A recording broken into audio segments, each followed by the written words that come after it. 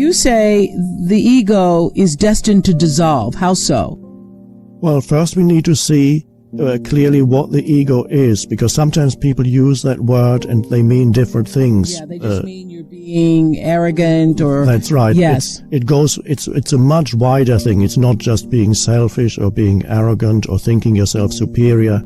That's a small aspect of ego. Ego is basically a self-identification with the stream of thinking. So that collectively, I would say the beginning of ego is actually described at the beginning of the Old Testament, where there is the famous story of the apple, which everybody knows, even non-Bible readers. So it is said there that they ate of the fruit of the tree of the knowledge and good and evil. And that was when they lost that state that is externalized in the Bible and called paradise. What does that mean? To me, that means it is the arising of the ability to think and to differentiate between things. This is good, this is bad. To make statements like that, to make judgments like that, which is the ability to think, which is so this is a mythological description of what happened to humanity. And at first, the ability to think was not entirely bad. They lost something, they lost a deeper state of connectedness, but I don't think that deeper state of connectedness with being was lost immediately as it's described in the Bible. I believe it took a long, long time of increased thinking until people reached a point where they derived their entire sense of who they are from the stream of thinking. So what that looks like in a person's life is there is almost, one could say, a mind-made entity which is made up entirely of memories and past conditioning and mental concepts. And this entity, which really is all made up of thinking, people derive their sense of who they are from this mind-made entity. So it's a mind image of who I am. People have split themselves in two. They think there's me and there's myself.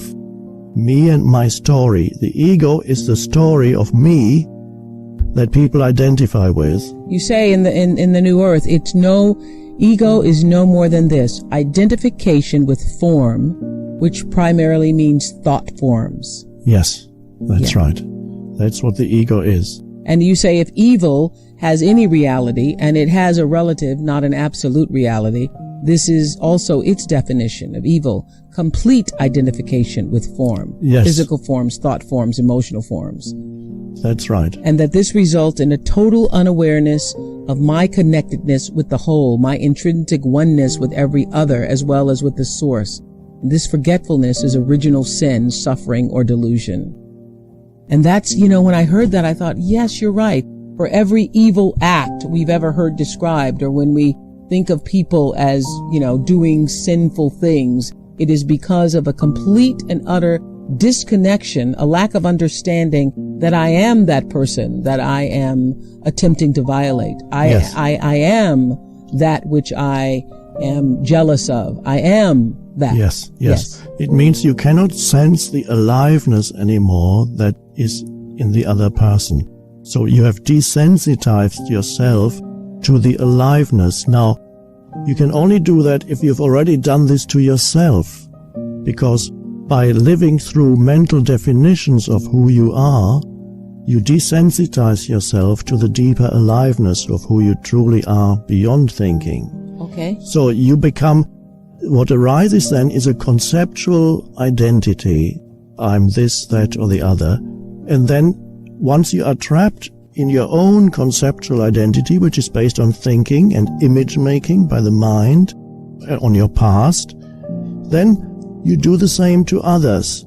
And this is the beginning of that is always when you pronounce judgments on another person, and then you believe that judgment to be the truth, calling people, attaching labels to people. That's the beginning of desensitizing yourself to who that human being truly is. I'm having a conversation here with Eckhart Tolle, who is author of The Power of Now, of course, and a new earth, awakening to your life's purpose. So if you are not your story, and most people, I do believe, think that they are. We live in a world where people believe I am my story. I, was born in this family, and this is where I was raised, and these are the things that happened to me, and this is what I did. If you are not your story, then who are you? That's a very good question, because you cannot deny, of course, that these things exist. Right. Your memories of the past, things that you suffered, perhaps even suffering that you might have inflicted on others. And even not all suffering, my family connections, the people I love. Yes, you have a so-called past, you have relationships, all that is fine. It is not problematic unless you become totally lost in that dimension alone. So if you have no access to a deeper sense of aliveness or beingness beyond the stream of thinking, because really all that is based on memory. All your past, how do you experience your past? You experience your past as memories. Mm-hmm. And what are memories? Memories are thoughts in your head. And there's nothing wrong with that. But if you're totally identified with all these thoughts in your head, then you are completely trapped in your past history. There's no sense of anything beyond that in your life. Right. So the important thing is, am I more than my personal history? Well, you speak in A New Earth, you speak about how advertisers are counting on us to believe in the labels, and that we identify with, particularly in our society, exclusive labels. And the more exclusive the label, the more we identify with it. Yes, that's right, because the ego wants to be special, one way or another. Every ego wants to be special. And if the ego cannot be special by being superior to others, the ego would also be quite happy with being specially miserable. So you may have seen, witnessed people who are saying, one person says to the other, I have a headache. The other person says, you have a headache? I've had a headache for weeks. So people actually compete. Who is more miserable, you or me? It's just the ego that does that is just as big as the ego that says, I'm superior to you. Because the ego always wants to be special. So if you recognize in yourself that unconscious need to be special, then you're already half free, because when you recognize all the patterns of the ego, and specialness is one pattern of the ego, another pattern of the ego, it wants to be right all the time. Another pattern of the ego is it actually it loves conflict with others. And that's an amazing thing. Of course, it's unconscious, because the ego defines itself through a boundary that it draws between this is me and that is the other. And that's an important word, because the ego needs to emphasize the otherness of the other person. And that happens on a personal level when people are suspicious of other people's motives, and so on.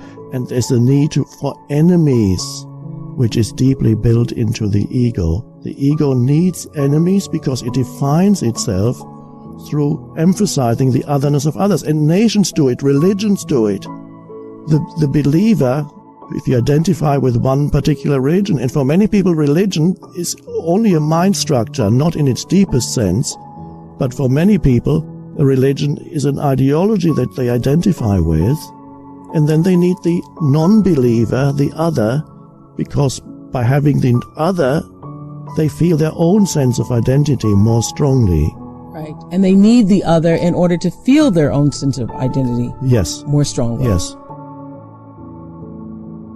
The story we tell ourselves is how we perceive the world. And so then when we create the difficulties in our life, it reaffirms the belief that life is hard, that it's really someone out there that's doing it to us, that it's a circumstance in the past that created this. Okay, let's take away the person that did it. Let's shoot him to the moon. Let's erase your past. Now what are you going to do now? You still got to do something, right? You're still alive. And I say we already know how to do this. We already know how to do this. We're wired to be creators. We're wired to do this. The thing that stops us, for the most part, in doing it is really the hormones of stress, because living in stress constantly is living in survival, and living in survival is living in emergency.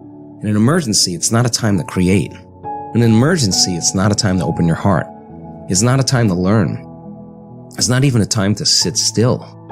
So most people then that are living in stress and living in survival, they can't believe in a future yet because it's not a time to create. So getting people to that point where they make up their mind, and they make up their mind enough to begin to think, there's got to be a better way. There's got to be something else. That awakening process typically happens when people reach their lowest denominator. They hit rock bottom, because then they can see themselves through the eyes of somebody else. You feel so altered, you're not returning any texts. You feel so altered, you don't want to go to dinner with your buddies. You feel so altered, you don't want to watch your favorite TV show. You're just disconnected. And that's when you start observing yourself. But my message is, why wait for that? I mean, you can learn and change in pain and suffering, or you can learn and change in joy and inspiration. If you're waking up every morning being defined by a vision of the future instead of the memories of the past, and you get up and you're inspired from an elevated self now instead of a limited self, you could observe the old self from an elevated state instead of that diminished state. And people are doing that. So they are aware of those thoughts. And yes, it takes effort. And if it was easy, everybody would be doing it. But just because you have a thought doesn't necessarily mean it's true.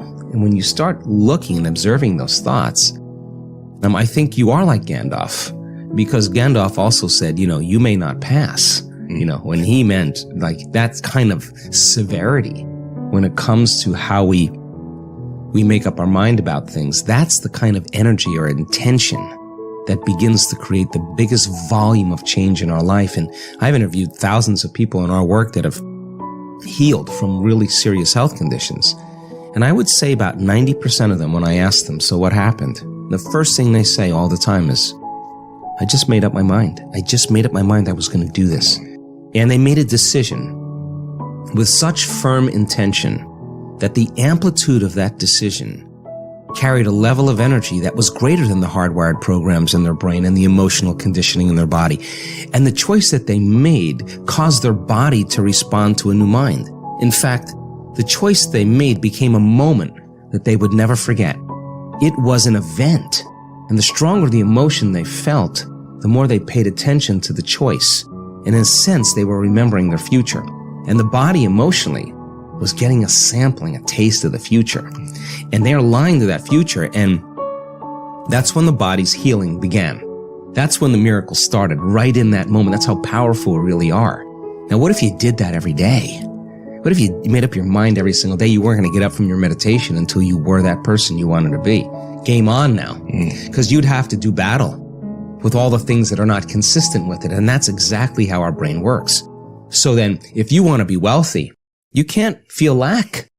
You want to be a master, you can't judge your coworker. You want to be like somebody great in history, then you better execute peace in every area of your life. That's the law.